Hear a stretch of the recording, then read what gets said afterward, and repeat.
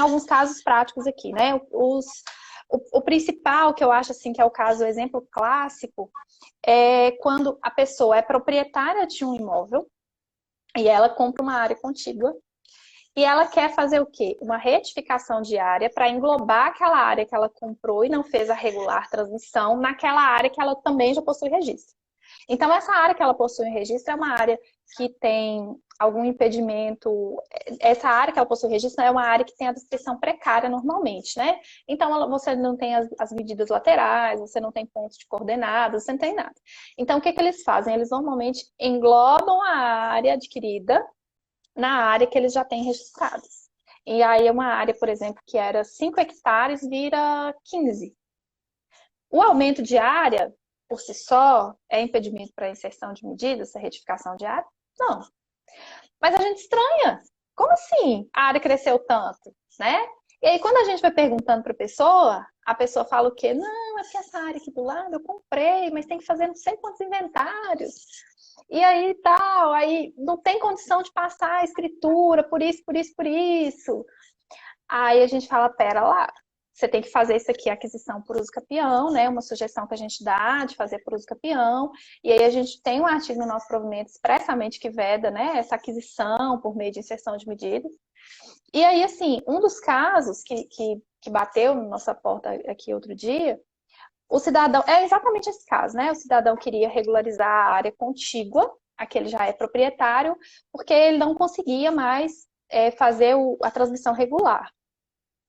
E aí, ele não tem mais documento, né? Ele não tem mais o contrato, ele fez um contrato com a pessoa, esse contrato sumiu. A pessoa também que vendeu para ele, os herdeiros, na verdade, que todos os herdeiros se juntaram. Foi uma transmissão bem feita, certinha, bonitinha. Mas eles sumiram do mundo, eles foram embora, não tem família, não tem contato, não tem nada mais. Um cara já morreu. Então seriam, sei lá, só o que ele me contou, 5 a 6 inventários. Então, Uhum. assim, agora nós estamos aqui pensando como comprovar a posse dessa área, né? Já que provavelmente não vai ter justo título, então em qual caso de qual espécie ali que a gente enquadraria. Então, tem uma situação que a gente pode comprovar, né, através desses documentos que a gente já falou, documentos de impostos rurais, documentos Claro. E relativos a há quanto tempo? financiamentos, E há quanto tempo ele está lá? há cerca de 20 anos. E É muito tempo. uma ata declaratória de posse não caberia, Sim, poderia então, ajudar. eu vi aqui hoje uma situação que até como eu estava pesquisando sobre isso, né? Existe uma forma de fazer uma justificação quando a pessoa não tem o justo título. Tem, Então, existe a justificação, né? exato. E eu vou até conversar isso com a tabeliã para a gente conversar com o advogado da parte e sugerir. Não sei como é que faz, não sei como é que cobra, porque não tem previsão disso na nossa tabela, mas eu vou ter que descobrir. Aí eu sempre falo com as pessoas isso, eu falo assim, ó, gente, ó, eu não sei como é que faz, não, mas nós vamos descobrir esse trem como é que a gente faz aqui, mas nós vamos dar conta Exatamente, de fazer. exatamente, exatamente. Esse é um caso interessante, né? Agora, teve um outro caso, que esse eu fiz uma ata lá na minha antiga comarca. Esse era um caso, assim, os capião dos sonhos, né? Eles tinham uma área urbana, que era usada para depósito, oficina, era uma área que ele e um outro sócio detinham a posse. E não tinha registro, né? Não tinha registro anterior, ainda tinha aquela discussão se o imóvel que nunca teve registro no registro de imóvel, se ele poderia ou não ingressar por uso capião extrajudicial e tal. E aí veio o CNJ e pacificou essa questão, e aí eu fiz a ata, né? Enquanto eu era tabelião, eu fiz a ata. E eu acho uma providência interessante na ata, né? Para os tabeliões que nos escutam. Eu constei alguns confrontantes como testemunhas. Porque eu acho Uhum. interessante, apesar de não ser obrigatório, mas eu acho interessante porque corrobora, né? Eu coloco Corrobora, dá mais. sempre.